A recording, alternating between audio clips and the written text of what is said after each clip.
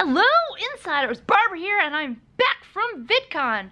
While I was there, I had an amazing opportunity to talk to a ton of creators from many different verticals, many different sizes, and I asked them what advice did they have for up-and-coming channels. Here it all is.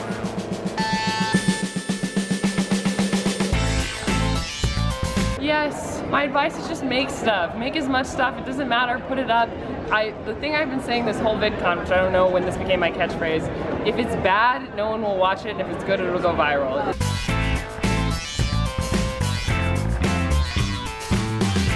I am YouTuber Boogie2988. I get about 4.5 million subscribers on YouTube. And I talk about gaming, I talk about life. I've been very vocal about my gastric bypass surgery and losing a lot of weight. I talk a lot about mental health, physical health, and trying to help people learn from my stupid mistakes. You should check out some, no. You should subscribe to Boogie's channel and... YouTube is great, but there's a lot of other social media platforms out there that can tie into YouTube, and every time you upload a video on YouTube, they give you the option to share it on Google+. It allows you to share it on Facebook and share it on Twitter and share it on every other platform. You should use every platform to your advantage, and you should point them all back towards your YouTube channel, because that's the best place to make money, that's the best place to get your message out, it's the best place to get your videos seen. You really need to work on your editing, okay? So please work on your editing. Have you ever seen a YouTube video? Make it look like a YouTube video, come on. It's a video! You can edit, do it, try it! Okay, I'm just playing. There you go, Ariel. That's a message for you. Use Ariel. this. You're gonna love that. Okay, good. Please don't hate me, I'm so sorry, Ariel. These are mostly jokes, but seriously though, edit some shit out, okay?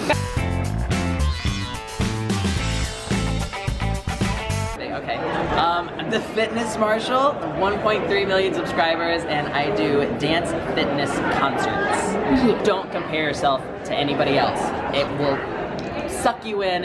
You are unique. Do not worry about other people's success. You are on your own journey, okay? This is your time, not anybody else's. Ariel, this is for you.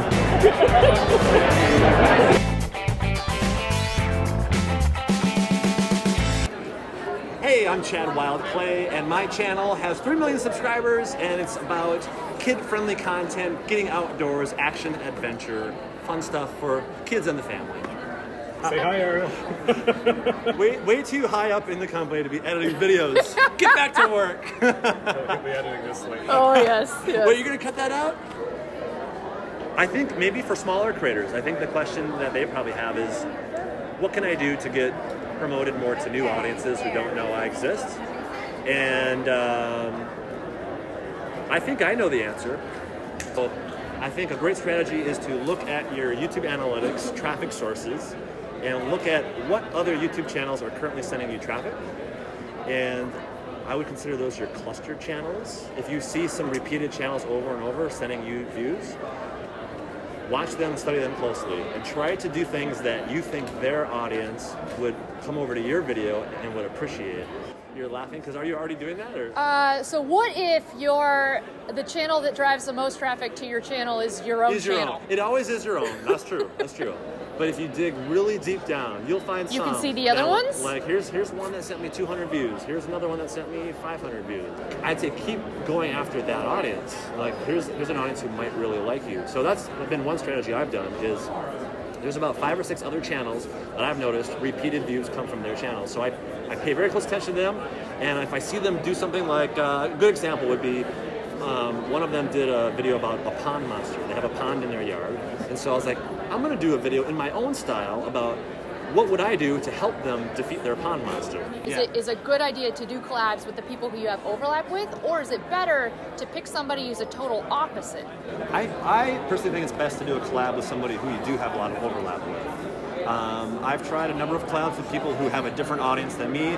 They come watch that one video, but then they're like, this isn't really my style of content, so I'm not going to subscribe. So definitely when you collab, try to find someone who has, the more similar the content they make to yours, I think the better, the more likely that audience is to subscribe to you. Go ahead, get in there. This is quick. Did you build it?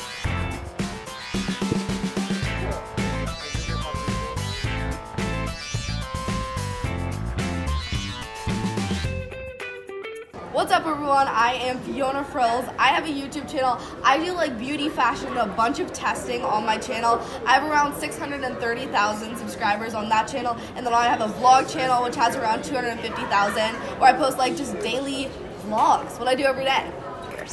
What advice do I have for up and coming YouTubers? I would say be original, be different, and do something that you absolutely love, because you don't want to like pick your like topic that you're going to be doing on YouTube and end up not liking it, because what's the most important thing about YouTube is doing what you love and showing everyone that you can have such a fun time on YouTube doing what you love. So just do something you love and be creative, be different, and be yourself.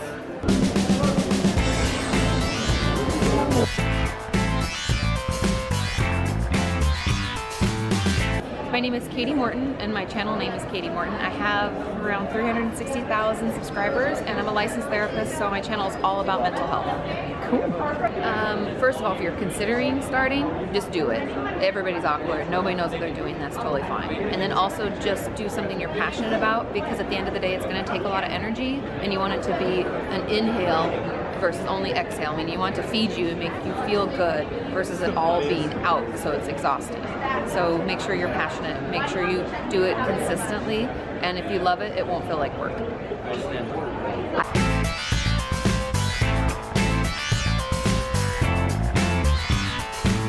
My name is Molly Burke. I have 1.1 million subscribers on my channel, and I make just about everything. The advice I have for up and coming YouTubers that are just starting their channel is don't give up when it doesn't work for the first 3 years. Like, you never know when your channel's gonna blow up. It took me a year to hit 5,000 subscribers and another year to hit 10, and now I'm at 1.1 million. So you just don't know when it's gonna pop.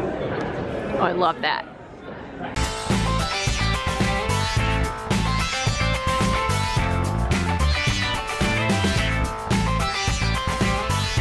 YouTube.com/DeFranco. My content vertical is news, pop culture, entertainment, and the channel size is around 6 million, or maybe, I don't know. Be everywhere. I know that, and when I say that, I don't mean just like throw your 16:9 video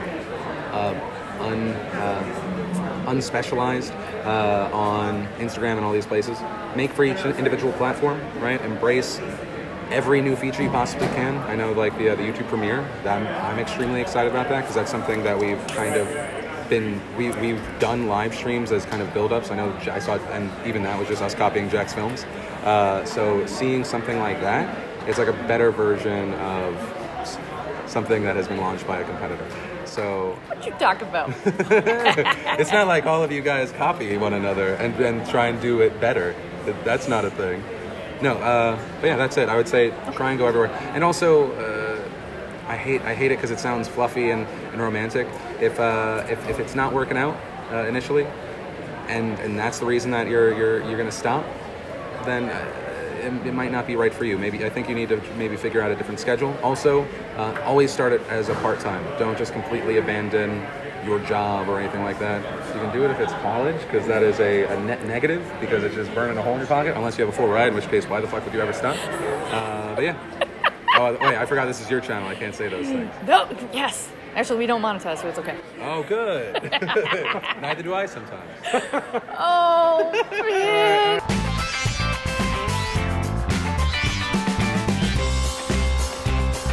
One, two, three. Sugar Pine 7. 1 million subscribers.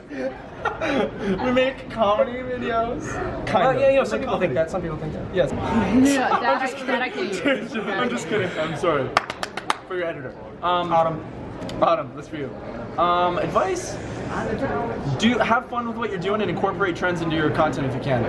If you want to get big. Or just have fun if you don't care about getting big. And it'll get big if your content does well. Sort of. What kind of trends? Like when I was in the gaming world, I would incorporate whatever trends just pop up in pop culture, Twitter. I would incorporate that into like Minecraft videos and stuff like that, and that did well. And I know we don't really talk about Minecraft because we're over it, but that worked for me in the Minecraft community. A video that normally if I get 10,000 views, I could get like 60,000 views incorporating a trend. So that's good advice right there.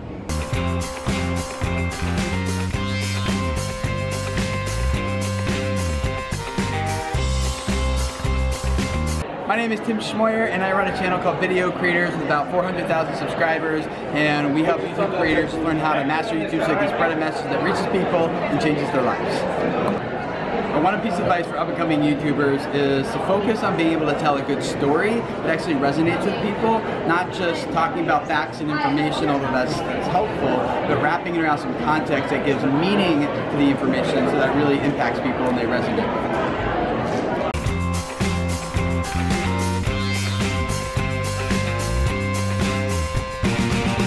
So my channel name is uppercase Chase1.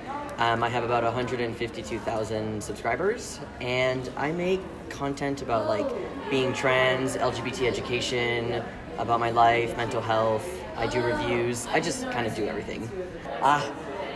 As corny as it is, be yourself and edit your videos. That was like the biggest thing ever for me, is that I realized that editing my videos really made a huge difference. It's a video! You can edit! Do it! Because it like cuts it and people are like engaged, like what's gonna happen next? And being yourself and like being as authentic as you can is like a beautiful thing, because then people actually see who you are and not see someone that isn't really you. So it's, yeah, that's really cool.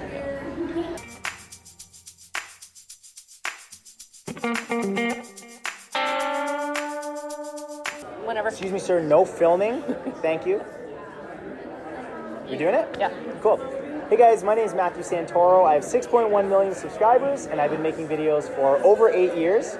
So maybe OG of YouTube, I guess you could say. I would say that. Yeah. And I make a hybrid of educational content and comedy. Honestly, like, the world has changed so much since... that's what I've heard. The world of YouTube, yeah. Like, when I started, it was all about...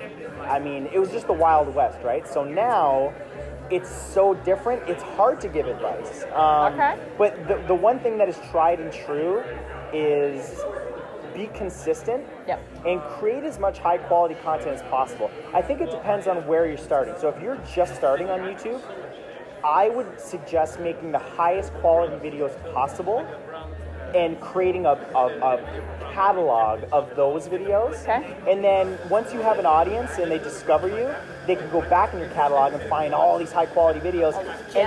All these gems. And then you can worry about maybe potentially lowering the quality for more quantity, but ideally high quality, consistency. Consistency, yeah. Okay, I like that. Yeah, which is hard to do and expensive. I would know, but. I don't know. Should we go grab a Sharpie? Yeah, right? All right, fine. Like right in the middle. Nice pen. Yeah. Do you happen to have a spare, like 5 minutes? I work at YouTube. I work on our, we have a Creator Insider channel. It's our unofficial, official, behind the scenes, trying to give more information about what we're doing at YouTube.